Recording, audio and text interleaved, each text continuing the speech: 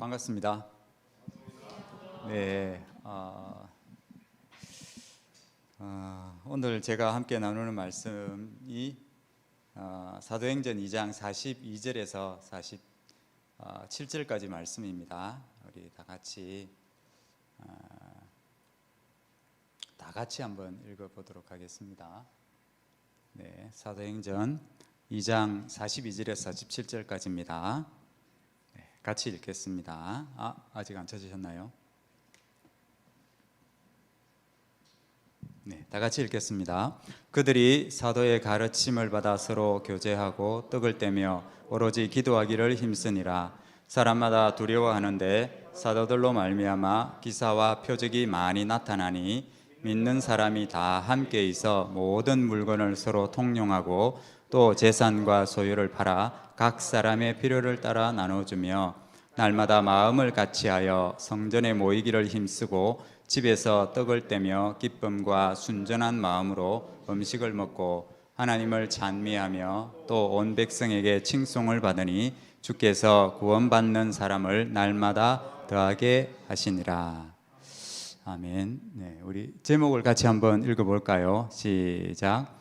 하나님의 선교와 성서한국 세계 선교. 네. 하나님은 저와 여러분들을, 저만 그런 것이 아니라 여러분들도 하나님은 원래 계획하시고 부르실 때 선교사로 부르셨습니다. 여기 앞에 나와 있는 저는 이제 해외에서 사역을 하는 선교사이고, 또 여러분들은 이제 각자의 삶의 영역에서 선교사로 살고 계시는 분들입니다. 원래 하나님은 우리를 사람을 만드실 때 원래 하나님의 계획이 우리를 선교사가 되게 하시려는 계획이었습니다. 우리가 잘 알고 있는 많은 믿음의 선진들을 보게 되지요. 그분들도 모두 선교사였습니다. 우리가 가장 잘 알고 있는 선교사가 누구냐면 아브라함이죠. 네, 아브라함은 가나안 땅의 선교사로 파송이 되어졌습니다. 그 아브라함과 가족들, 자식이 없었지만 나중에 생기죠. 그래서 아브라함의 가족들은 가나안 땅으로 선교사로 보냄을 받았습니다. 하나님께서 모세를 이집트에서 부르시고 또 다시 이집트로 보내실 때도 하나님은 모세를 선교사로 보냈지요. 다윗도 이스라엘 가나안 땅에서 이스라엘 민족을 구원해내는 선교사적 삶을 살았던 왕이었습니다. 뿐만 아니라 예수님과 또 그 예수님을 따르던 많은 예수님의 제자들도 선교사였지요. 저는 여러분들이 저와 또 같이 선교사적인 삶을 함께 살아가는 동력자가 되기를 간절히 기대합니다. 여러분들은 캠퍼스에서 현재 하나님의 기대는 그렇습니다. 내가 실제적으로 선교사적인 삶을 살지 못한다 할지라도 하나님께서는 여러분들을 선교사로 부르시고 보내셨습니다. 여러분들이 캠퍼스 선교사로 또 나아가서는 국내 이 캠퍼스 간사로, 더 나아가서는 해외로 나가는 선교사가 되기를 기대합니다. 우리 ESF 공동체가 유능한 인재들을 캠퍼스 선교사로 파송을 하고 또 해외 선교사로 파송하고 지원하는 그런 선교 공동체가 되기를 원하는 것, 그것이 하나님의 비전이고 하나님의 뜻입니다. 하나님의 이 선교는 결코 혼자서 할 수 있는 일이 아닙니다. 선교는 선교사 혼자서 한다고 생각하지만 절대로 그렇지 않습니다. 선교는 모든 믿는 사람이 선교사가 되어서 선교를 하는 것이죠. 그냥 선교사가 혼자 나가는 것 같지만 결코 그렇지 않습니다. 수많은 동역자들이 함께 하는 것이죠. 혼자서 할 수 없고 함께 해야 되는 것입니다. 그래서 여러분들 공동체가 있는 것이죠. 공동체가 있는 이유는 함께 해야 되기 때문에 그런 것입니다. 오늘 제가 하나님의 선교라는 말을 사용하고 있습니다. 하나님의 선교, 선교면 선교지 왜 또 하나님의 선교냐 할 수 있을 것입니다. ESF의 비전을 한번 보여주실래요? ESF 비전을 알고 계십니까? 혹시 들어보신 적 있나요? 네, ESF도 비전이 있습니다. 그렇죠? 네, 우리 한번 저기 비전 해가지고 같이 한번 읽어볼까요? 시작. 한국과 세계의 대학가에서 그리스도의 제자들을 세우는 선교적 공동체가 일어나고 훈련된 하나님 나라 일꾼들을 통해 성산국 세계 선교가 이루어지는 것을 보는 것입니다. 아멘. 네, 아멘입니다. 하나님의 선교, 또 우리의 선교의 비전은 성산국 세계 선교가 이루어지는 것을 보는 겁니다. 현실적이라는 거예요. 현재적인 것이며 성산국 세계 선교는 지금 우리가 있는 이 자리에서 여러분과 제가 생활하고 있는 생활의 그 현장에서 이루어지는 것을 내 눈으로 보는 것입니다. 이것이 비전입니다. 비전은 내가 직접 보고 경험하는 것이죠. 그냥 먼 미래에 있을 일들을 바라보는 것이 아니라, 물론 먼 미래에 있을 일도 포함이 되겠지만 지금 현재부터입니다. 내가 생활하고 있는 지금 이 현재에서부터 내가 직접 눈으로 보고 경험하는 것이죠. 이것이 비전이라는 것입니다.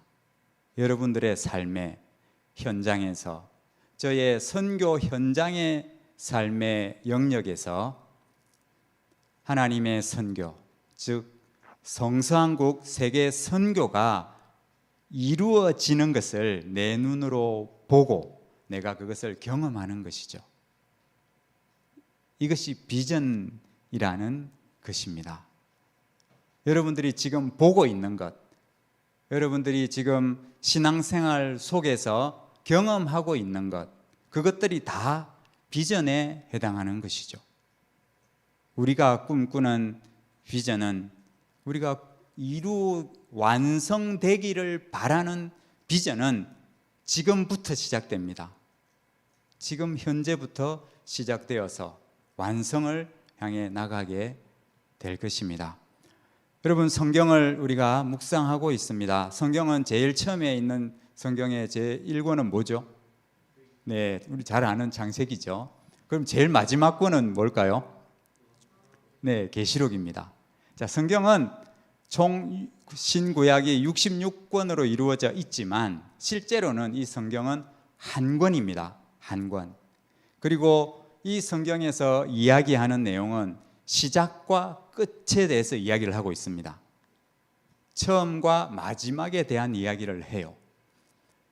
그래서 성경은 창세기는 하나님의 선교의 시작을 말합니다. 그리고 요한계시록은 하나님의 선교가 완성되는 것을 말하는 거지요. 완성되는 것을 말해요. 그렇다면 우리는 성경을 통해서 우리가 비전을 가지게 됩니다. 성경 속에서 시작과 마지막에 해당하는 내용을 우리는 성경을 통해 다 보게 되지요. 성경의 역사를 통해서 다 봅니다. 하나님의 선교의 비전을 보고 있는 거예요. 선교의 비전을 보는 것이죠. 과거에 이루어졌고, 또 지금 과거에 이루어졌던 일, 또 지금 현재 우리의 삶에서 이루어지고 있는 일, 그리고 완성되는 그 하나님의 선교가 완성되어질 것을 우리는 보는 거예요. 성경을 통해서 우리는 보고 있는 것입니다. 창세기는 하나님의 선교의 시작을 알립니다. 태초에 하나님이 천지를 창조하시니라. 이 하나님의 선교라는 것을 창세기에서는 창조라는 단어로 표현하고 있습니다. 하나님의 선교가 시작됩니다. 하나님의 창조의 역사가 창세기에서 시작이 돼요. 그 창조의 역사는 하나님의 선교에 대한 이야기입니다. 하나님의 선교에 대한 이야기. 그리고 우리는, 인류는 그 하나님의 선교에 참여하고 있는 것이죠. 하나님 우리를 선택하시고 우리를 계획하시고 우리를 이 세상에 보내실 때 하나님의 우리를 만드신 그 비전과 목적은 그 하나님의 선교의 참여자로 우리를 부르셨다는 거예요. 그래서 우리는 싫으나 좋으나 우리는 선교사라는 거죠. 그건 하나님이 그렇게 계획하신 거니까 그렇다는 것입니다. 그래서 창세기 이제 1장부터 시작하면서 하나님이 모든 것을 다 완벽하게 창조하셨어요. 그리고 제일 마지막 날에 사람을 창조하셨습니다. 사람을 하나님의 형상대로 지으셨고 하나님이 창조하신 모든 피조물들을 사람들에게 맡기셔요. 그리고 그것을 하나님께서 흙으로 지은 사람들에게 하나님이 창조하신 그 모든 피조 세계를 인간에게 위임하시고, 그리고 나서 하나님은 우리 인간을 통해 하나님이 시작하신 그 창조의 사역을 완성하려고 하신다는 거예요. 완성하려고 해요. 근데 인간은 너무 연약하잖아요. 인간은 너무 흙으로 지음받았기 때문에 너무 부족해요.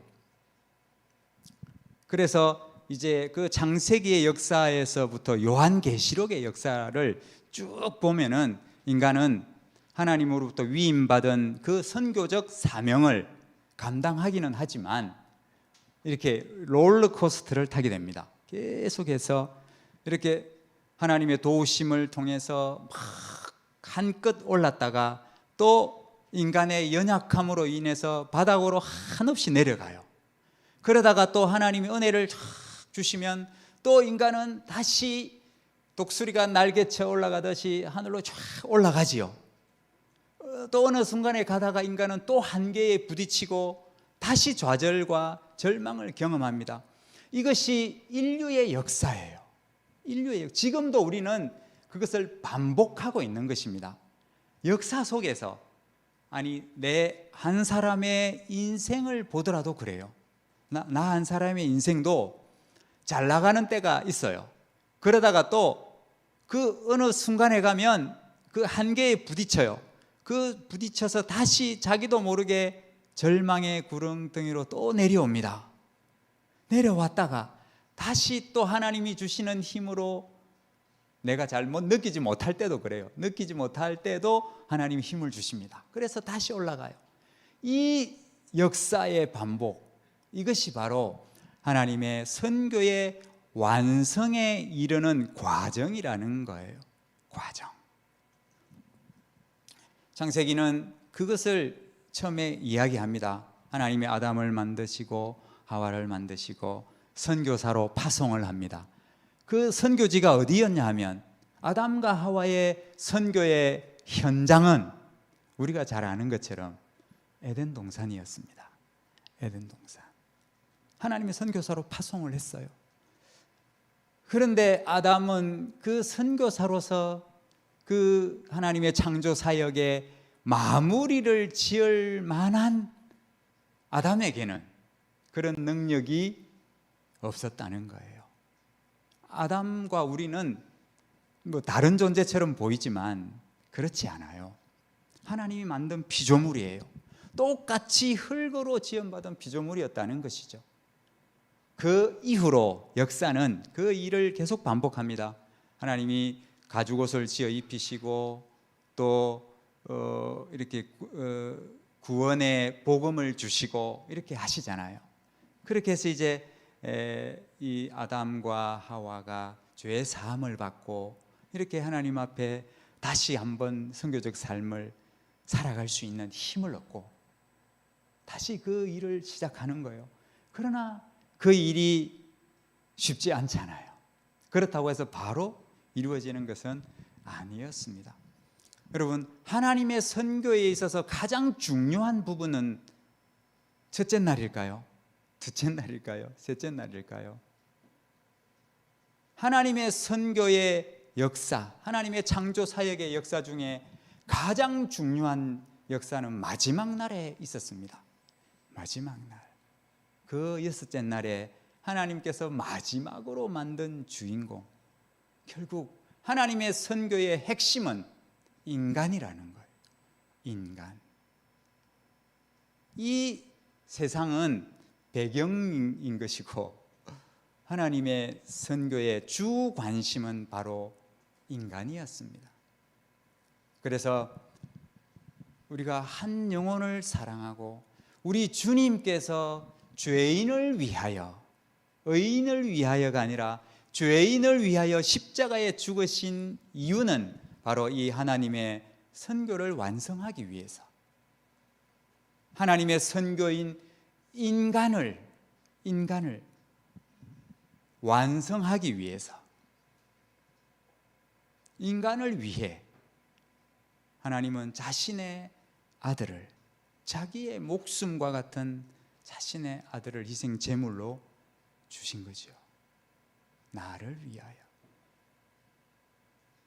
너무, 여러분, 한 사람 한 사람이 너무 귀하고 너무 소중하고 여러분 스스로가 선교의 대상이고 여러분 스스로가 선교의 대상인 거예요. 내 한 사람이 선교의 대상이라는 것입니다. 선교의 대상. 하나님은 모든 인류를 사랑하시고 모든 인류에 대한 관심을 가지시되 나 한 사람에 대한 관심을 가지듯이 바라보시는 것이죠. 이것이 하나님의 선교에 있어서 가장 중요한 핵심적인 거예요. 여러분들은 소중합니다. 하나님의 이 창조 사역의 전부라고 볼 수 있어요. 창세기에서 요한계시록 이 창조 사역의 하나님의 선교의 핵심은 여러분 한 사람 한 사람이라는 것이죠.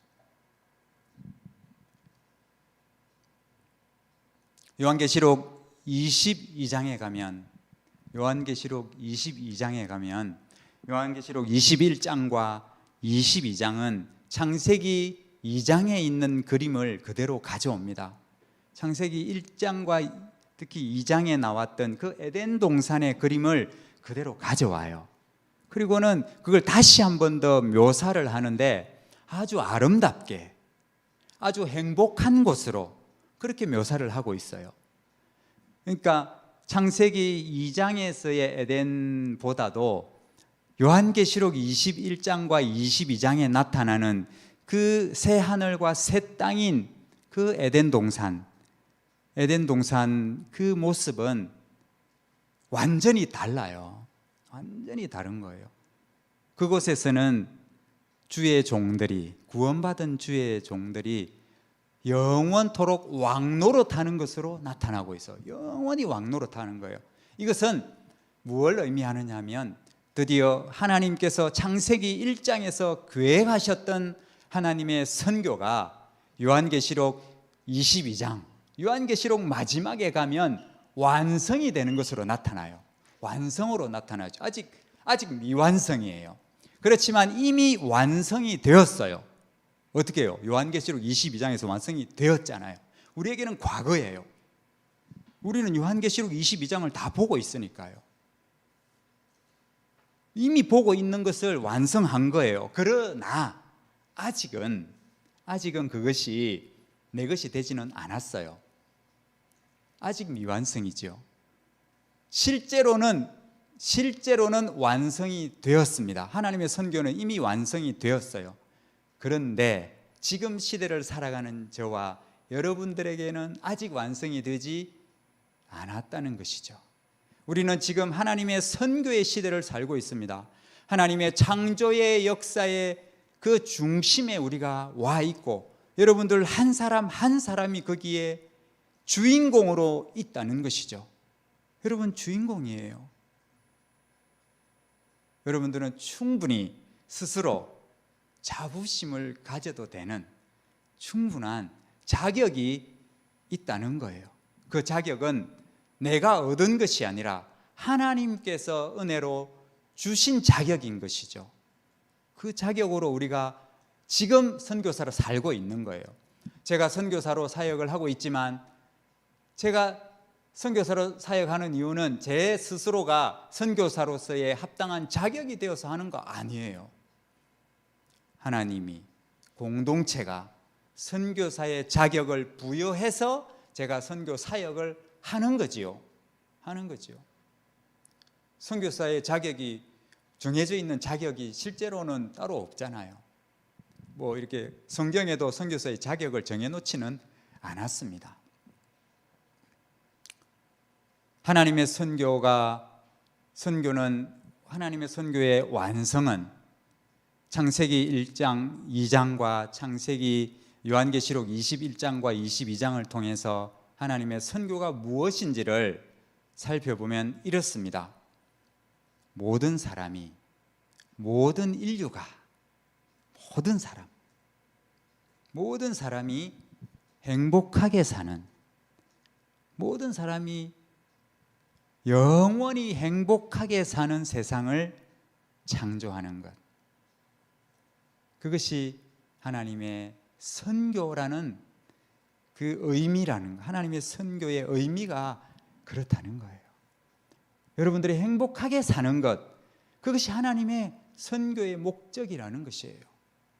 내가 행복하게 사는 것, 하나님은 우리가 힘들고 막 고통스럽고 괴롭고 이렇게 살기를 원하지 않으신다는 거예요. 여러분, 한 사람 한 사람이 고귀하고 존귀하고 행복하게 살기를 하나님이, 지금도 하나님은 그것을 계획하시고 창조 사역을 시작하셨고 하나님의 선교를 시작하셨고, 그 완성은 행복하게 사는 것으로 끝나요. 그게 완성이 되는 거예요. 그렇지만 우리의 현실은 항상 행복한 것만은 아니에요. 힘들 때도 있고 어려울 때도 있고 고통스럽기도 하지요. 그러나 우리가 꿈꾸는 그 비전, 그 하나님의 선교의 완성은 영원히 행복하게 사는 것이다.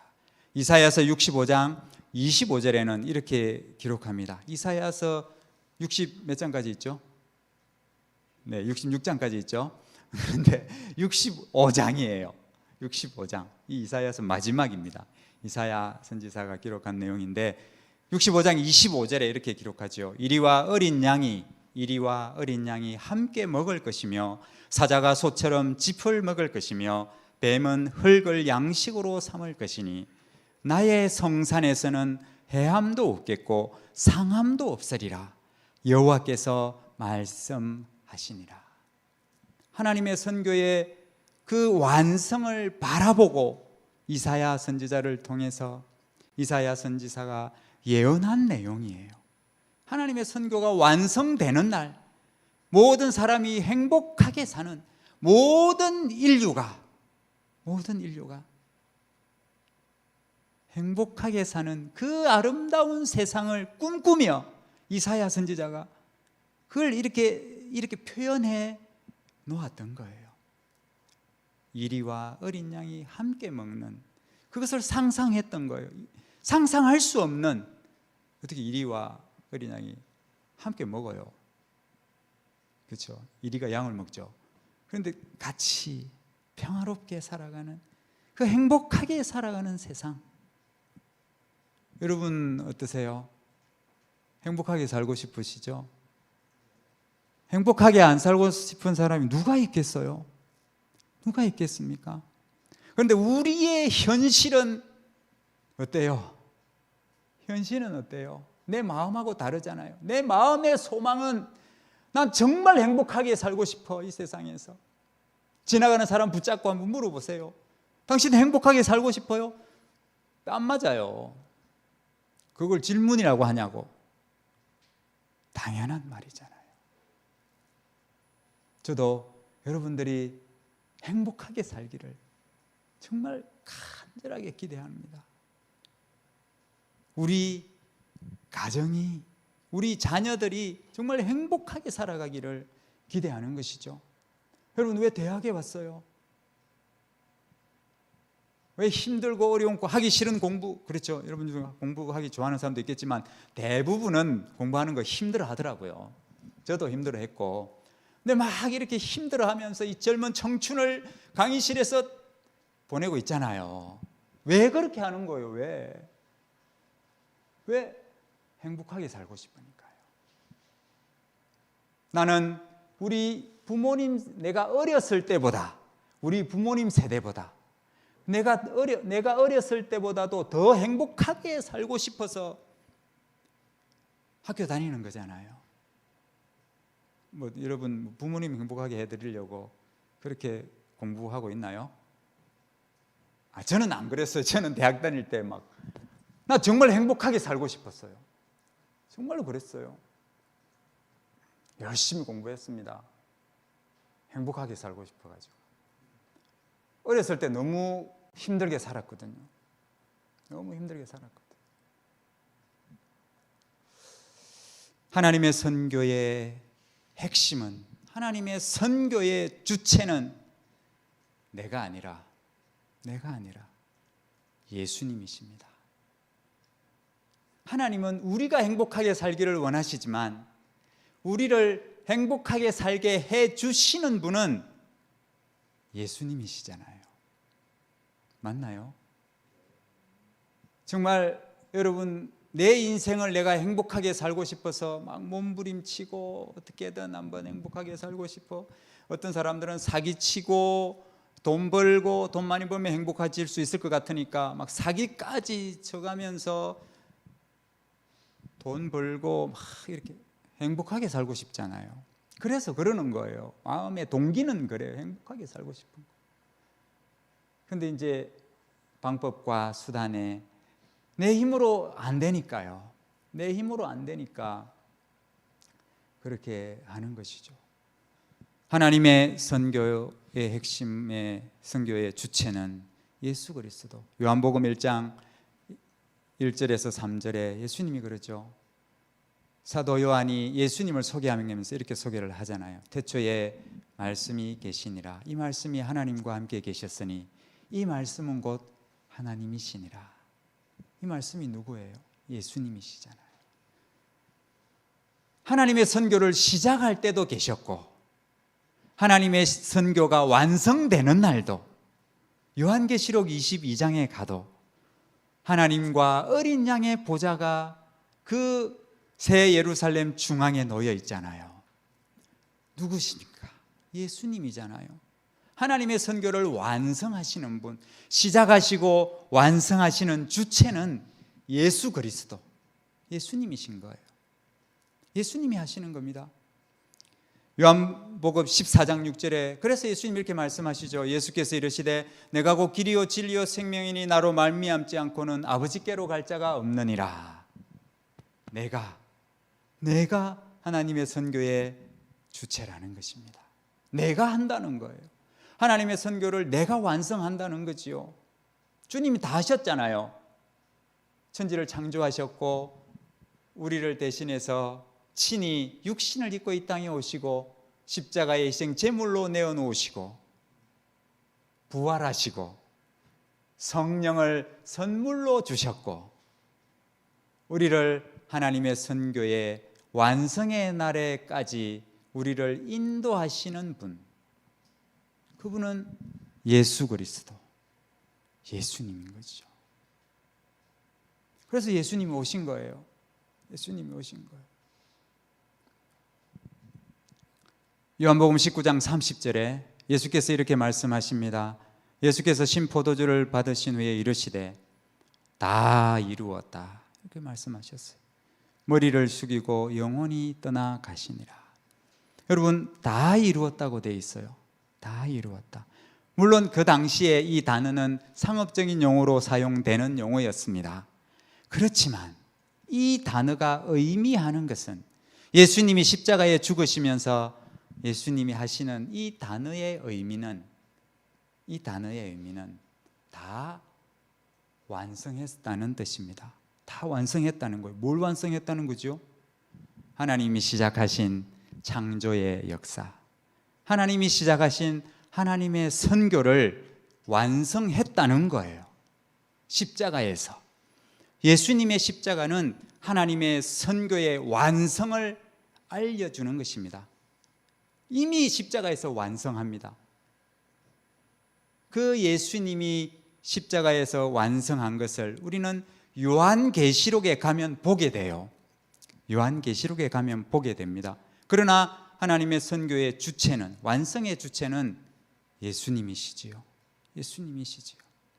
그러므로 우리는 이 땅에서 이제 하나님의 그 선교의 완성을 향하여 그 완성에 참여하는 자로서 선교사의 의미를 말하는 거예요. 선교의 삶을 말하는 거예요.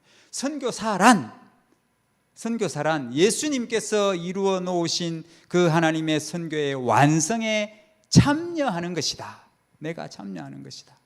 그것이 선교사의 의미라는 것입니다. 그래서 이제 그 하나님이 이루신 그 선교 사역의 완성에 우리를 참여하라고 우리를 부르시는 거예요. 그래서 이제 우리가 살아가야 하는 선교사적인 삶. 여러분들이 이제 이렇게 대학을 졸업하고 또 결혼도 하고 가정을 이루게 되겠지요. 그렇게 여러분들의 인생을 살아가게 될 것인데 그 여러분들의 인생은 이제부터 선교사적인 삶이 된다는 거예요. 그것 자체가, 즉 하나님께서 예수 그리스도를 통해서 완성하신 그 하나님의 선교를 현재 이제 우리의 삶에서 그것을 드러내고 완성해야 되는 것, 그것이 참여하는 거예요. 선교사로서 내가 참여하는 것입니다. 참여하는 것.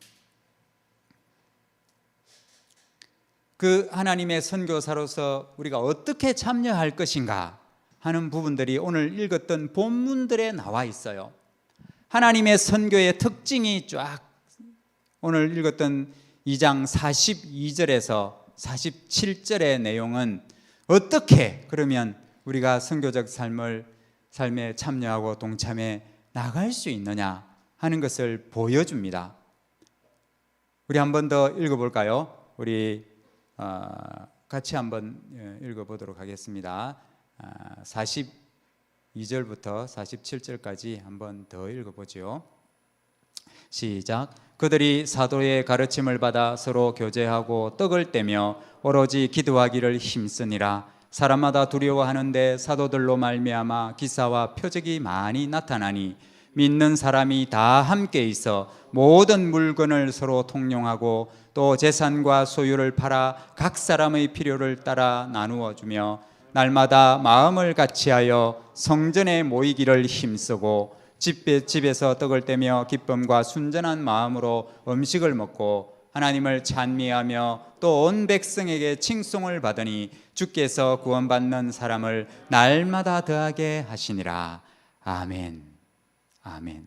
이때 3,000명의 사람들이 예수님 회개하고 예수님을 믿고 세례를 받고 죄 사함을 받고 성령을 선물로 받습니다. 사도행전 2장은 그렇습니다. 사도 베드로가 설교를 하고 그 설교를 들은 유대인들이 그 예루살렘의 오순절을 지키기 위해서 찾아왔던 많은 순례객들 중에 3,000명의 사람들이 실제로 회개하고 예수님을 믿어요. 성령을 선물로 받습니다. 그리고 그들에게 나타난 현상들을 설명하고 있어요.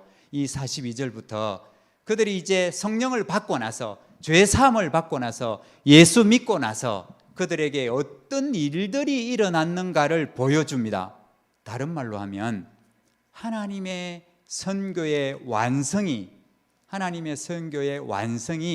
실제로 회개한 사람들의 삶의 현장에서 어떻게 보여지는지, 즉 그 회개한 사람들이 어떻게 하나님의 선교에 참여하고 있는지를 보여주는 거예요. 그것을 우리는 예루살렘 교회, 초대교회라고 표현을 합니다. 그러나 이 초대교회, 즉 교회라는 곳은 구원받은 사람들이 하나님의 선교의 완성에 참여하는 공동체입니다.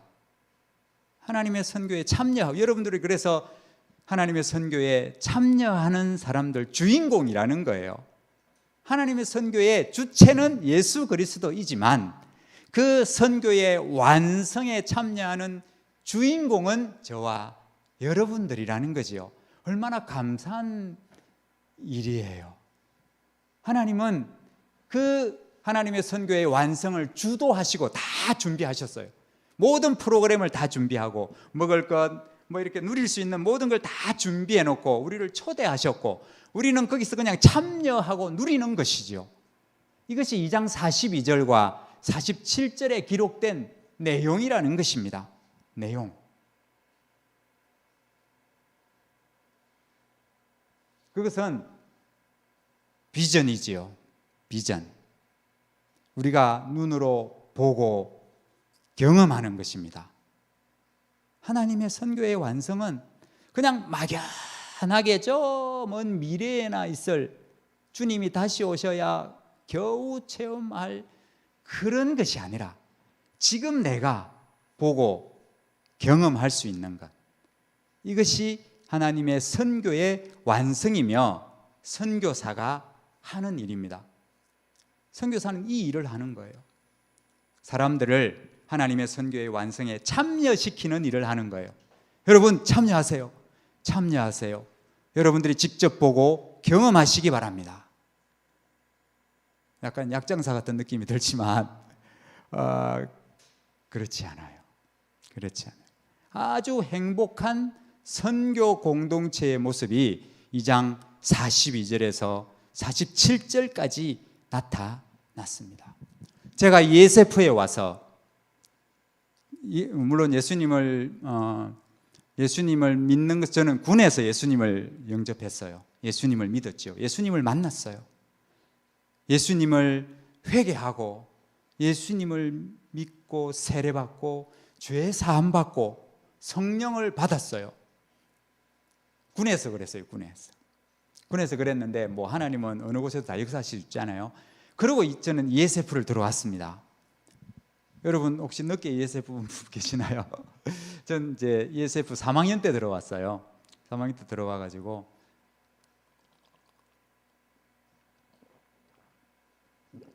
ESF를 경험했는데, 제가 경험했던 ESF는 여러분들 그걸 경험하고 계실지 모르겠지만 제가 지금 돌이켜 볼 때 그래요. 그때는 그런 생각을 전혀 못했어요.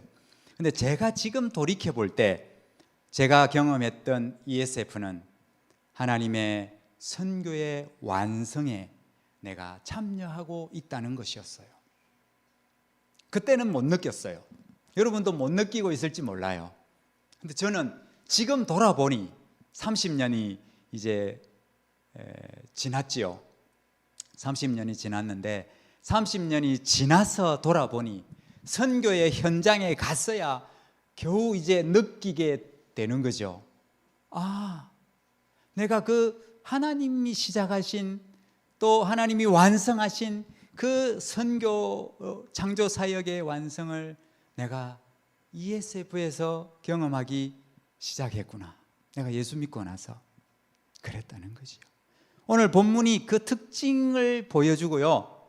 그 특징을 통해서 하나님의 선교의 완성에 참여한다는 것이 과연 무엇인지를 보여주는 거예요. 첫 번째가 뭐냐면 하나님의 말씀인 성경을, 안녕하세요. 네, 반갑습니다. 네. 네. 하나님의 말씀인 성경을 가르치고 배우는 것을 즐거워했다는 것입니다. 구원받기 위해 성경을 배운 것이 아니라 이미 성령 받은 회심자들이, 예수 믿는 사람들이 한 일들이 42절부터 기록이 되는데, 이 사람들이 했던 일들이 뭐냐면 하나님의 말씀인 성경을 가르치고 배우는 일들을 즐겁게 했다는 거예요. 자원함으로 했다는 거죠. 여러분 성경 공부 하시지요? 재밌나요? 네, 저희 때도 그랬습니다. 이렇게 반응했었고 그랬는데, 아이고 이렇게 네, 그랬는데 어쨌든 성경 공부하는 게 너무 재밌고 성경을 배우는 게 그냥 배우고 싶어요. 그냥 막 여러분 그런가요? 또 성경 공부하는구나 막 이러면서 그러신가요? 그들이 사도의 가르침을 받고 서로 교제하며 이 성경 공부했다는 거잖아요. 사도의 가르침을 받고 서로 교제했다. 이 교제는 뭐냐면 먹고 노는 게 아니고 이렇게 소감을 나누었다는 거예요. 말씀을 배우고 그 배운 말씀으로 인하여 그 말씀의 감격과 말씀의 감동으로 인해서 주체할 수 없는 이 마음을 서로 막 형제 한번 이야기 한번 들어보세요. 오늘 말씀을 내가 공부했는데 이 말씀 너무 행복했어요. 이 말씀을 듣고 나누고 싶어서 시간 가는 줄 모르고 예배 시간에 말씀을 들었는데 정말 감동적이었다. 내가 이 말씀을 듣고 지금까지 내가 알지 못했던 그 하나님의 영적인 비밀들을 내가 깨달았다. 그리고 내가 이제 지금까지 잘못 살아온 그런 부분들을 나 이제 앞으로 이렇게 살아야 되겠어 하면서 막 자매들한테 고백하고 형제들한테 고백하고 말씀의 은혜가 우리 하나님의 사랑이 예수 그리스도의 그 은혜와 사랑이 물밀듯이 나에게서 이걸 막 말하지 않고는 막 말씀을 배우는 게 너무 재미있고 말씀 안에 거하는 게 너무 재미있고 하나님을 알아가는 것이 너무 재미있고 예수님을 알아가는 것이 너무너무 은혜스럽고 감격이 되고 말씀의 공동체 이것이 하나님의 선교에 참여하는 선교사로서의 모습이더라 하는 거죠. 선교사가 막 힘든 데 가가지고 막 문화도 다르고 환경도 다르고 막 핍박받고 이러면서 고통스럽게 선교를 해야 돼가지고 전도한다고 그냥 말도 다르고 막 다 다르니까 괴로워 죽겠네 이런 게 아니라 그렇게 감격에 차서 이걸 말이 다르지만 막 되는 말 안 되는 말 하고 그죠? 몸으로 이렇게 행동으로 막 보여주면서 이렇게 복음을 은혜를 나누는 선교의 공동체, 선교적 공동체. 하나님의 선교에 참여한다는 것은 이런 것이었습니다. 말씀이 너무너무 실제로 귀했고 그 말씀이 나에게는 최고의 가치 있는 것으로 여겨지는 것. 이때 유대인들이 이 사람들 성경을 모르는 사람들이 아니고 모세오경을 줄줄줄 외우는 사람들이었던 거예요. 그런데 사도들이 성경을 가르쳐 주었을 때 예수님께서 마태복음 28장 18절에서 27절에 말씀하시기를 하늘과 땅의 모든 권세를 내게 주셨으니 너희는 가서 모든 족속으로 제자를 삼아 아버지와 아들과 성령의 이름으로 세례를 주고 여기서 끝나지 않았어요. 어떻게 했죠? 내가 너희에게 분부한 모든 것을 내가 너희에게 분부한 모든 것 내가 너희에게 가르친 모든 것을 믿는 사람들에게 안 믿는 사람들이 아니고 믿는 사람들에게 가르쳐 지키게 하라. 가르쳐 지키게 하라. 이것이 하나님의 선교의 클라이막스예요. 하나님의 선교의 완성은 예수 믿는 것으로 끝나지 않아요. 그것은 시작이에요, 여러분. 그건 시작인 것이고 완성은 내가 죄사함 받았다, 내가 구원 받았다, 성령 받았다, 이거 갖고 비교할 수 없을 만큼의 어마어마한 그 황홀하고 정말 행복하고 뭐라고 표현할 수 없을 정도의 그 아름다움을 내 삶에서 경험하는 것입니다. 이것이 하나님의 선교에 참여하는 자로서의 모습, 특징이라는 거죠.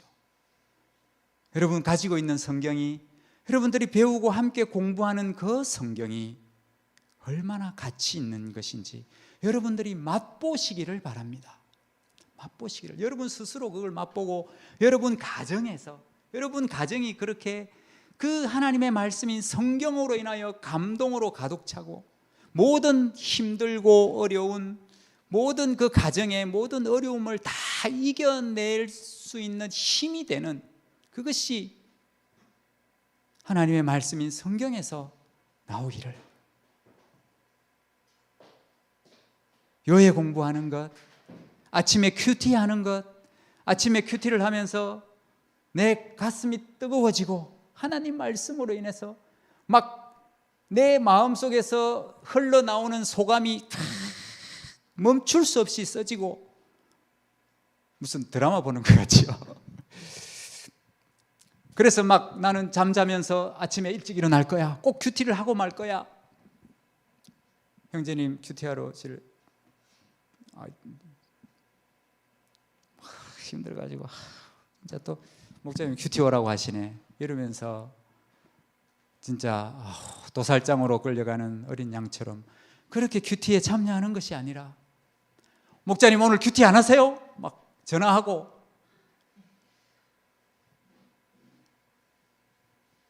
막 소감 나누자 그러면 막 할 말이 없어가지고 오늘 또 소감 나누라면 또 뭐라고 말하지, 막 제일 힘들고. ESF는 그렇잖아요. 맨날 성경이잖아요. 큐티 성경이죠. GB에서 성경이죠. 1:1 성경 공부죠. 또 있죠. 수양에 가면 또 계속 말씀 듣고 또 뭐 있나요? 성경학교 하죠. 한 학기에 한 번씩 꼭 성경학교를 하거든요. 그럼 또 성경학교 하면 또 그거 계속 성경이잖아요. 그럼 뭘 하면 다 성경인 거예요. 그런데 성경 그냥 말씀 듣고 끝나버리면 괜찮아요. 그런데 이게 또 안 그래요. 말씀 끝이 않고 또 어떻게 해요? 또 막 말씀 듣고 나면 자 모입시다. 좀 모여가지고 이제 형제님 오늘 말씀 들었는데 뭐 이렇게 어떠세요 소감이?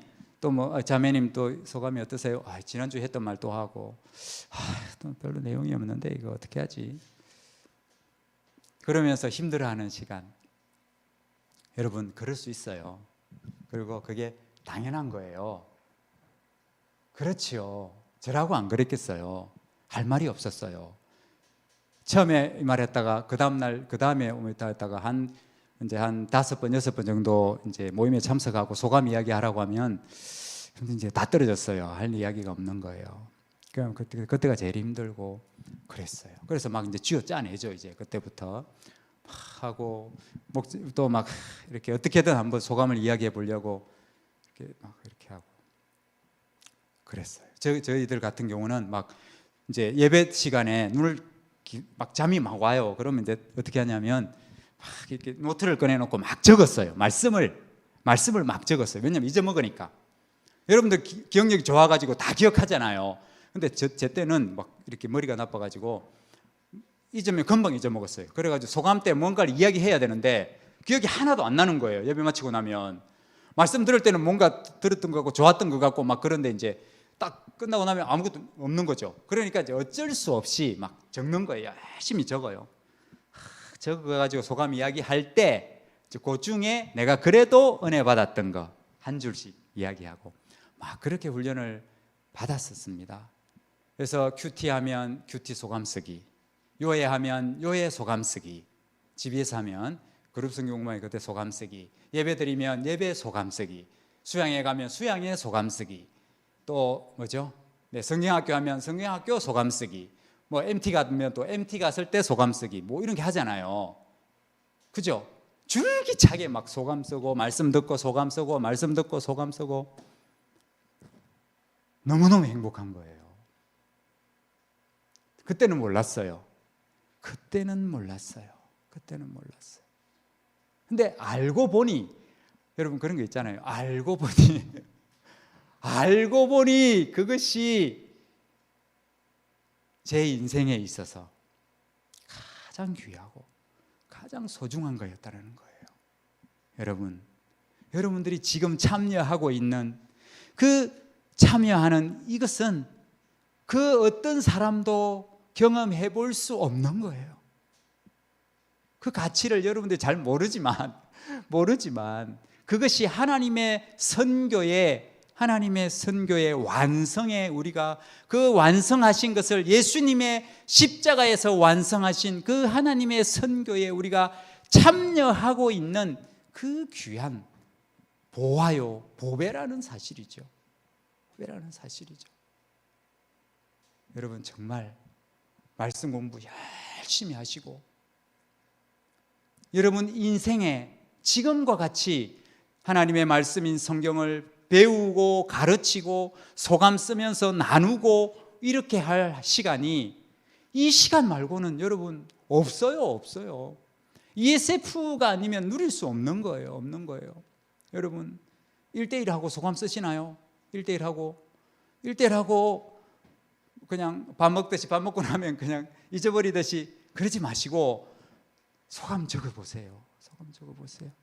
억지로라도 적어보세요. 여러분 나중에 느낍니다. 내가 그때 경험했던 것들이, 내가 그때 보고 경험했던 것들이 내가 하나님의 선교의 완성에 참여하고 있었던 것이구나. 여러분 행복은 지금 당장 누릴 수 있는 것도 있고 시간이 지나야 내가 행복했다라고 깨달을 수 있는 것도 있는 거예요. 여러분 그런 거예요. 여러분 정말 귀해요. 귀한 자리에 와 있는 거예요. 왜 내가 이야기하는 게 아니라 이 지금 그 오순절 그 대부흥 초대교회의 그 부흥의 역사의 현실, 그 역사를 지금 우리가 보고 있는 거죠. 그것이 하나님의 선교의 완성에 참여하는 두 번째 특징은 뭐냐면은 제가 한번 읽어보겠습니다. 그들이 사도의 가르침을 받아 서로 교제하고 떡을 떼며 오로지 기도에 힘쓰니라. 떡을 떼고 기도했다는 것입니다. 이것은 뭘 의미하느냐면은 가르치고 배웠던 그 하나님의 말씀에 순종하기를 즐거워했다는 것이죠. 순종하기를 즐거워했어요. 말씀을 그냥 배우고 또 가르치면서 소감 나누고 끝 아니란 말이에요. 그거 끝나지 않았어요. 그거로 끝나지 않았고 순종이 있었다는 거예요. 순종. 떡을 떼었고 또 이 떡을 떼고 기도했다라고 나와 있어요. 여러분 우리가 순종하는 것을 힘들고 사실 어려운 거예요. 근데 이때의 사람들은 이걸 즐거워했다는 겁니다. 즐거워했다. 하고 싶어서 했다는 거예요. 즐거움. 왜냐하면 이 예수 믿고 이제 회개하고 예수 믿고 구원받은 이 3,000명의 무리들이 예수님을 만났잖아요. 주 예수 그리스도를 만난 거예요. 구세주를 만났고 그들이 생각했던 메시아 그리스도를 그들이 직접 만난 것입니다. 그리고 죄사함을 받았어요. 성령을 받았지요. 즉 이 사람들은 그 하나님께서 그 약속하신 하나님께서 계획하셨던 그 선물을 이제 자기들이 직접 받은 겁니다. 그 감격에 찼던 거지요. 그래서 이 사람들의 보인 반응은 예수님께서 제자들에게 가르치신 것들을 제자들이 다시 이 사람들에게 가르친 거예요. 그런데 이제 이 사람들이 지켰다는 거죠. 다른 말로 하면 순종했다는 거예요. 지킨다는 말은 순종한다는 것을 말합니다. 그런데 이 순종이라는 게 뭘 의미하느냐 하면 그냥 목자님이 시키니까 할게요, 이런 거 아니에요. 이런 거 아니에요. 목자님이 하라고 하니까 하기 싫은데 진짜 목자님이 하라고 하니까 이런 게 아니에요. 그런 게 아니고 순종이라는 거 뭐냐면 사랑과 섬김의 헌신으로 나타났다는 거죠.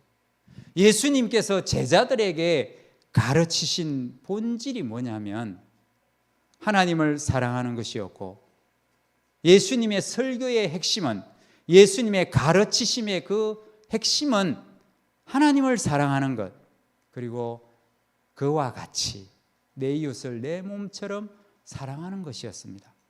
이것이 하나님의 선교의 완성에 참여하는 거예요. 즉 내 이웃을 내 몸처럼 사랑하는 일이었습니다. 즐거이 순종했습니다. 즐거이 헌신했습니다. 그 일에 즐겁게. 사랑과 섬김의 헌신은 그리스도인의 사랑과 섬김의 헌신은 자발적이었고 기쁨이었고 즐거움이었다는 것입니다. 너무너무 행복한 일이었다는 거예요. 이 순종하는 게 너무너무 행복했다는 것이죠. 여러분, 여기서 떡을 떼고 오로지 기도에 힘썼다. 여러분, 순종이라는 것은 우리가 맨정신으로 되기는 참 어려운 것 같아요. 특히 사랑과 섬김의 헌신이라는 것은 인간적으로는 참 어려운 일입니다. 사랑받는 것, 섬김을 받는 것은, 그것은 그냥 내가 어떻게 힘들이지 않아도, 물론 그거 힘들어하는 사람도 있더라고요. 그런데 일반적으로 힘들이지 않아도 가능한 일들입니다. 그런데 사랑하고 섬기고 헌신하는 것은, 이것은 일반적으로 하기가 어려운 겁니다. 그래서 어떻게 한다고요? 그래서 어떻게 해야 되나요? 그러면 기도하는 것이죠. 여러분, 기도는 물론 내가 주님 나 진짜 힘들어 죽겠어요, 도와주세요, 나 괴로워 미치겠거든요, 나 이런 것도 필요하고요, 저것도 물론 이것도 우리가 주님 앞에 구하는 것 주님이 기뻐하십니다. 그런데 이건 누구나 할 수 있는 일이고 당연한 일이지요. 그런데 정말로 기도가 필요한 것은 뭐냐 하면 어려운 거예요. 하기 힘든 거, 사랑하는 거, 섬기는 거. 다른 건 내가 다 할 수 있겠는데 사랑하고 섬기는 것은 못하겠어요. 자기를 부인하고 자기 십자가를 지는 것, 이건 안 되는 일이잖아요. 쉬운 일이 아니에요. 여러분, 그 중에 가장 힘든 일이 뭔 줄 압니까? 양을 먹이는 거예요. 양 먹이는 거예요. 아니, 내 먹고 살기도 힘든데 누구 다른 사람을 먹여 살리라고요? 어려운 일이죠. 제가 ESF에서 정말로 하나님의 그 선교의 완성에 참여했던 일은 양을 먹이는 것이었습니다. 양을 먹이는 것. 한 영혼을 예수님의 사랑과 예수님의 마음으로 내 시간과 내 인생을 들여서 소모하면서 그 사람의 그 영혼의 구원을 위해서 내가 그걸 희생하면서까지 한 사람을 도와보고 섬겨보는 것. 여러분, 공부하는 것은 내 하기 나름이잖아요. 아닌가요? 내가 열심히 하면 결과가 나와요. 직장에서 일하는 거요, 일 열심히 하면 뿌린 대로 거두어요. 그러잖아요. 물론 어떤 사람은 30배를 거두기도 하고, 어떤 사람은 60배를 거두기도 하고, 어떤 사람은 100배를 거두기도 해요. 그런데 가장 안 되는 게 뭔 줄 압니까? 안 되는 게 뭔 줄 알아요? 사람을 돕고 사람을 변화시키는 거예요. 이 내 마음대로 안 돼요. 내 뜻대로 안 되는 거예요. 잘해주면 잘해준다고 뭐라 그러고, 섭섭하게 하면 섭섭하게 한다고 뭐라 그러고, 어느 장단에 춤을 춰야 될지 몰라요. 자기 기분대로 하는 거잖아요. 이게 너무 힘든 거예요. 여러분 가만히 생각해 보세요. 여러분 스스로를 컨트롤하는 것도 쉬운가요? 내가 내 몸 하나 하는 것도 너무 어려운 거예요. 그런데 내가 아니라 다른 한 사람을 내가 섬기고 그 사람을 위해서 헌신하고, 이건 내가 100개를 심어도 하나도 안 날 수가 있어요. 그러니까 막 열심히 물을 주고 씨를 뿌리고 막 해가지고 했는데, 뭐 식물이면 그렇게 그래도 100개 뿌리면 한두 개는 나겠죠. 그러나 사람은 그렇지 않다는 거예요. 수천 개, 수만 개 에너지를 쏟고 막 하는데 아무런 열매가 없는 거예요. 사람은 내 뜻대로 안 되는 거예요. 주여 어느 때까지입니까? 내가 언제까지 참고 저 사람을 위해서 기도하고 용서하고 저 사람이 구원받을 때까지 내가 어떻게 해야 되겠습니까? 안 되더라는 거예요. 지 잘난 줄 알고 도망가 버리고, 찾아가면 문전박대하고 욕하고 왜 왔냐고 그러고, 그 일이잖아요.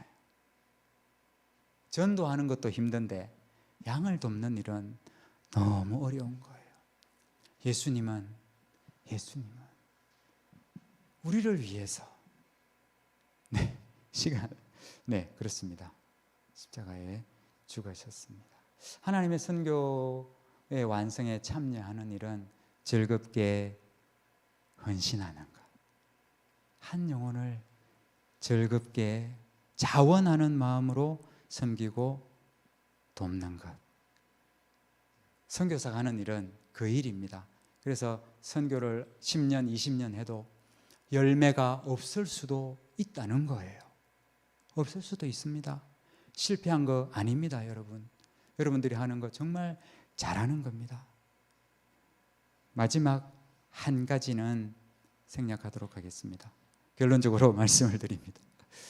결론적으로 저는 여러분들과 함께 하나님의 선교의 완성의 날을 바라보며, 주님 오시는 그 날을 바라보면서 이 땅에서 함께 그 하나님의 선교를 완성해 나가는 주인공들이 되기를 기도합니다. 하나님의 선교의 완성을 향하여 캠퍼스 선교와 가족 선교와 주위에 있는 사회 선교와 이 민족의 선교를 위해서 전 세계가, 전 인류가 행복하게 사는 그 아름다운 세상을 창조해내기 위해서 우리가 각자가 다 같이 힘을 모아 나갔으면 좋겠습니다. 여러분들 중에서 여러분들이 다 하나님의 선교의 선교사가 되어 주시기를 바랍니다. 그리고 여러분들이 그 선교, 하나님의 선교의 그 완성의 주인공들이 되어서 여러분들 가운데 직접 캠퍼스 선교사를 파송하고, 여러분들 공동체 안에서 해외 선교사를 파송하고 그들과 함께 선교를 이루어가고 완성해 나가는 것, 이것이 바로 우리가 꿈꾸는 성서한국이고 세계 선교이라는 거예요. 여러분, 캠퍼스 선교는 하나님의 선교의 완성을 맛보는 자리, 이제 시작하는 자리고, 그 선교가 점점 확장되어서 여러분들이 학사의 삶 속에 졸업하고 나서도 성서한국을 꿈꾸면서 우리의 삶의 직장의 영역에서, 우리의 그 교회 공동체 안에서 땅끝까지 이르러서 그 하나님의 선교를 직접 보고 경험하는 삶을 살아갈 수 있기를 기대합니다. 캠퍼스 선교 헌신자들이, 선교사로 헌신하는 분들이 줄어들고 있습니다. 여러분, 이 캠퍼스 선교 누가 해야 되겠습니까? 하나님은 우리를 선교사로 부르셨고 여러분들 중에 선교사를 파송하는 일들을 해야 하고, 해외 선교사도 파송을 하고 그렇게 해야 되지 않겠습니까?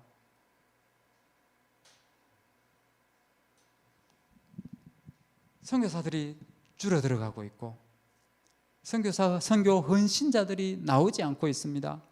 여러분, 캠퍼스 선교에 이 캠퍼스는 이렇게 넓고 이 캠퍼스에 이 하나님의 선교의 이 물결을 알리고 이 일에 동참하게 하고 참여하게 해야 될 사람들은 무수히 많은데 하나님의 말씀을 가르칠 사람이 없고, 이 너무 안타까운 일이지 않습니까? 캠퍼스 선교에 자발적으로 헌신하는 동력자들이 되셔서 이 캠퍼스 시절에 말씀을 가르치고 배우는 일에 즐거이 참여하는 우리 동력자들이 되시기를 바랍니다. 양들을 섬기는 일에 즐거이 참여하는 여러분들이 되시기를 바랍니다. 그래서 말씀을 어떻게든 배워가지고 양을 치고 또 양을 치려면 내가 또 배워야 되니까 또 공부해야 되지 않겠어요? 그죠? 세 번째는 기적과 표적을 경험하시기 바랍니다. 기적과 표적. 이걸 아까 제가 안 했는데 어쨌든 여러분들 하나님의 선교의 완성에 참여하는 일은 하나님이 하신 그 기적과 표적을 경험하는 일입니다. 사도행전에 나타났던 기적과 표적이 그때만 있었던 것이 아니라 지금 현재 여러분들의 캠퍼스의 현장에서 여러분들이 직접 경험할 수 있는 것, 불신자들이 회개하고 돌아와서 하나님의 선교에 헌신하는 역사들이, 그 참여하는 역사들이 기적과 표적으로 나타나는 것입니다. 성산국 세계 선교에 즐겁게 자발적으로 헌신하는 동력자들이 되시기를 간절히 기도합니다. 기도하겠습니다. 하나님 아버지 감사합니다. 하나님, 저희를 하나님의 그 선교의 역사의 주인공이 되게 하신 것을 감사합니다. 하나님이 저희 모두를 하나님의 선교의 선교사로 부르신 것을 하나님 알게 해주신 것을 감사합니다. 그 하나님의 선교에 직접 참여하고 그 선교의 완성을 보고 경험하는 삶을 살 수 있도록 저희에게 참 기회를 주신 주님의 은혜에 감사를 드립니다. 이제 각자의 삶의 영역에서 선교사로 살아갈 수 있도록 도와주시옵소서. 하나님 아버지, 말씀을 배우는 일에 열심을 내게 하시고, 말씀을 가르치는 일에 열심을 내게 하시고, 그 말씀으로 인한 감동을 소감으로 나누는 그런 저희가 되게 해 주시옵소서. 하나님 아버지, 예수님처럼 한 영혼을 위해서, 잃어버린 한 영혼을 찾기 위해서 즐거이 헌신하는 우리 동력자들이 다 될 수 있도록, 그래서 하나님의 기적과 하나님의 선교를 인한 하나님의 표적들을 저희가 이 캠퍼스 시절에 직접 보고 경험하며 캠퍼스 선교사로 헌신하고 해외 선교사로 헌신하는 저희가 되게 해 주시옵소서. 예수님의 이름으로 기도드립니다. 아멘.